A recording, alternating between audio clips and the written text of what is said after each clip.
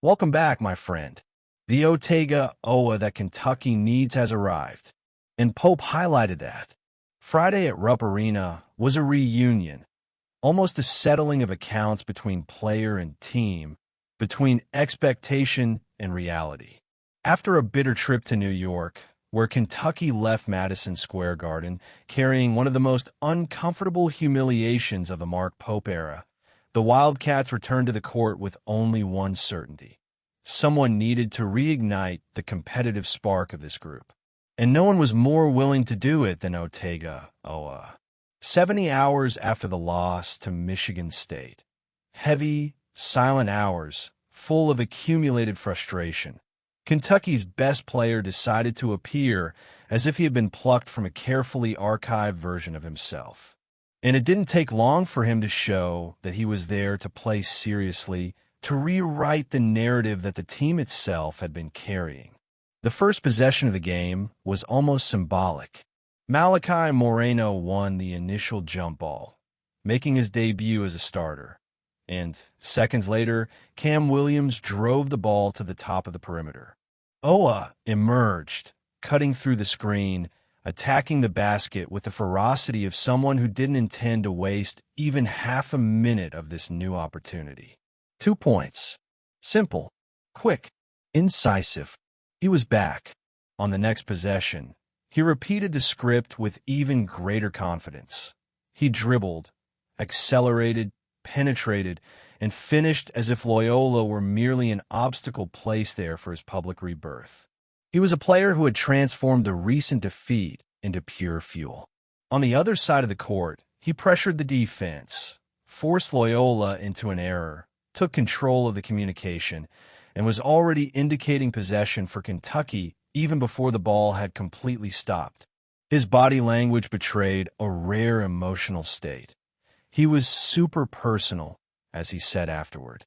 He took the failure internally, digested it, processed it, and returned it on the court in the best possible way. The two-handed pass to Moreno in the corner, the powerful drive, the mid-range jumper after a shoulder charge worthy of a player who understands his physical authority, the rebound jumping higher than a 7-foot, one center, the steal that resulted in Colin Chandler's three-pointer, all of this build up even before the clock called for the first timeout. The score already spoke for itself. Kentucky 20, Loyola 8. And more than the lead, the attitude spoke volumes. Oa finally was back. This was the player the fans had become accustomed to seeing the previous season, the silent protagonist who dominated entire games at Rupp Arena, who resolved what needed to be resolved with ease. And it was precisely this player that the team hadn't found in recent weeks, especially on the night they shrank against Michigan State, a performance that left Pope and his players with an uncomfortable weight on their chests. Mark Pope was clear when commenting on the emotional recovery he saw in his team. It's a one-on-one duel. There's no hiding. The score is the truth. And in that truth, Oa made sure to write his name forcefully. Even before the first timeout, he had already accumulated 6 points, 2 steals, 1 rebound, and 1 assist. But it wasn't the statistics that impressed. It was his recovered personality, the contagious energy he spread throughout the team, the leadership that was beginning to become inevitable. Kentucky went into halftime with a comfortable 50-20 lead, doing practically everything they wanted offensively. But the game offered an important test at the beginning of the second half. 3 minutes without scoring, the tension returning, Oa committing 2 turnovers, missing a shot. It was the moment when many players retreat, try to hide behind the system. Oa didn't do that. He responded with the most symbolic action of the night. He stole the ball from Loyola's best player, Jacob Theodosio, selected to the All-Patriot League first team, and sprinted alone for a dunk that served as a cry of affirmation. The rebirth that had begun in the first half was completed there, with an act of physical and mental dominance. It was this play that stuck in Pope's mind. Not the points, not the ease, but the defense. We saw some defensive plays from Otega Oa that we hadn't seen before. The passion and defensive commitment. That's where he's going to build his game, said the coach, almost in a tone of relief. And he concluded with the phrase that stood out that night. Welcome back, my friend. This guy is our guy. Otega Oa is, in fact, the emotional and technical axis of this Kentucky team. His return to the spotlight isn't just good news. It's an indication that when he leads, the team has direction, identity, and personality. And in a season that began with stumbles and doubts, reuniting with this player could be the turning point Mark Pope has been waiting for. Expectations surrounding Jaden Quaintance are beginning to take shape within the Kentucky basketball program. And even though his debut is still undefined, Mark Pope's words about the player's progress have brought optimism to Wildcats fans. In a season marked by physical challenges and reorganizations in the starting lineup, seeing a talent like Quaintance nearing a return is a rare ray of light amidst the uncertainty. Coach Mark Pope, always careful with his statements about injuries, showed rare excitement when detailing Quaintance's progress in his recovery process. His speech during the post-game radio program after the crushing victory against Loyola was filled with genuine enthusiasm, something he rarely displays publicly. The image he painted of the empty Rupp Arena, but filled with players celebrating while Quaintance practiced shots and dunks, reveals more than just the player's physical condition. It's a symbolic narrative, the return of someone who has the potential to change the dynamics of the team and possibly the entire season. Quaintance, who suffered a serious anterior cruciate ligament injury in March, is being gradually reintroduced to the competitive environment. Pope's account of the young player participating in a 2-on-2 practice for the first time since the injury is a significant milestone, not only because of his evident physical condition. After all, almost having a heart attack at the scene suggests the coach was apprehensive about the physical impact of the exercise, but also because it demonstrates that the player is regaining confidence. When Pope mentions Brandon Wells, saying he's okay, there's a tone of collective relief, as if the entire structure around the athlete is finally starting to breathe again. Context is important. Quaintance arrived at Kentucky surrounded by expectations, widely projected as one of the top picks in the 2026 NBA draft. His time at Arizona State University was marked by impressive numbers, especially considering he played much of the season as a 17-year-old freshman. Now, at Kentucky, he's not just another name on the roster. He's seen as the piece that can elevate the team to another level. The unique combination of strength, height, and athleticism makes him a lethal weapon both defensively and offensively, and that's something the program desperately needs right now. The absences of Muhammad Diabate and Jaland low-forced Pope to make adjustments to the starting lineup, resulting in Malachi Moreno taking over the starting center position against Loyola.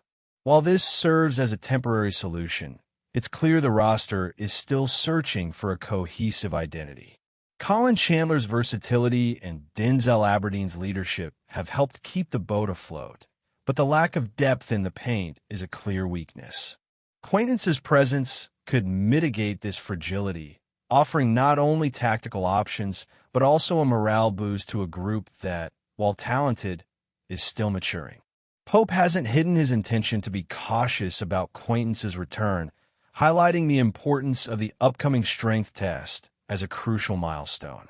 This approach reflects a conscious management of expectations, something essential to avoid unnecessary pressure on a player who is still rebuilding physically and mentally.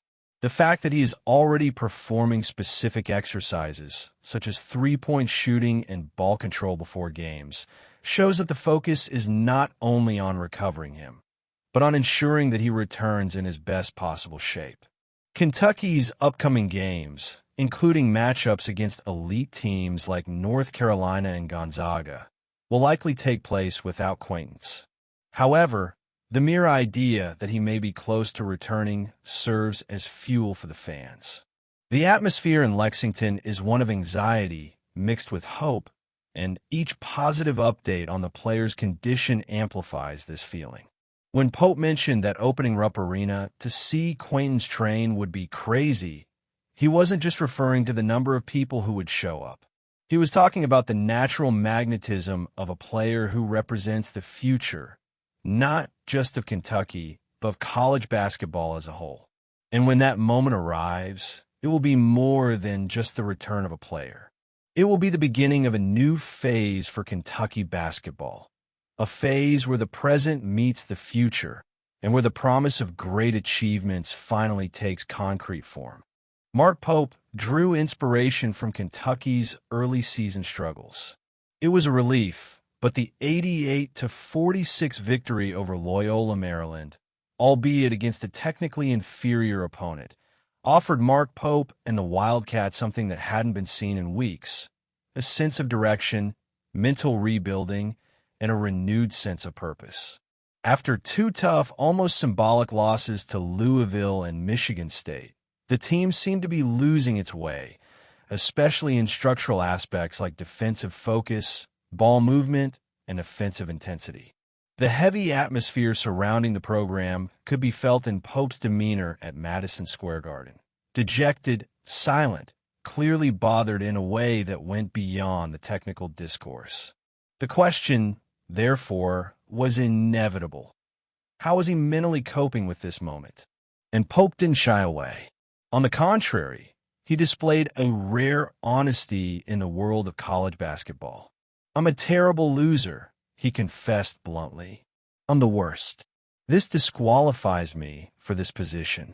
I hate losing with a passion unknown on planet Earth." There was no varnish in his words. Here was a coach who understood the symbolic dimension of Kentucky, of his jersey, of his history, and who knew that starting the season this way not only hurt, but consumed him from the inside. What might sound like a negative outburst, however, quickly became fuel.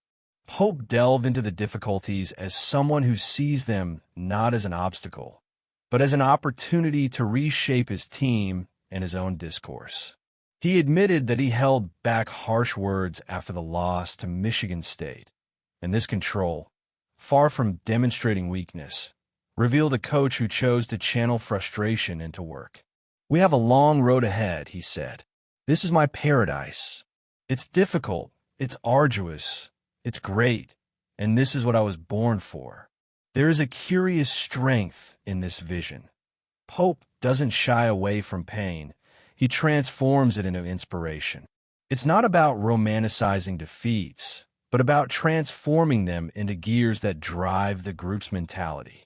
He sees his team exactly where it needs to be, in an uncomfortable situation, but full of growth potential. And, above all, he sees in his players the ability to respond. The performance against Loyola proves this, even though it's still a small step on a much larger path. There was ball movement, there was teamwork, there was intense defense, there were signs that the group understood the impact of the last few weeks. A clean, energetic, and disciplined game, with players executing the basics with commitment, always seems like more than just a victory. It seems like a reunion. That's why Pope, paradoxically, seems happy amidst the difficulties.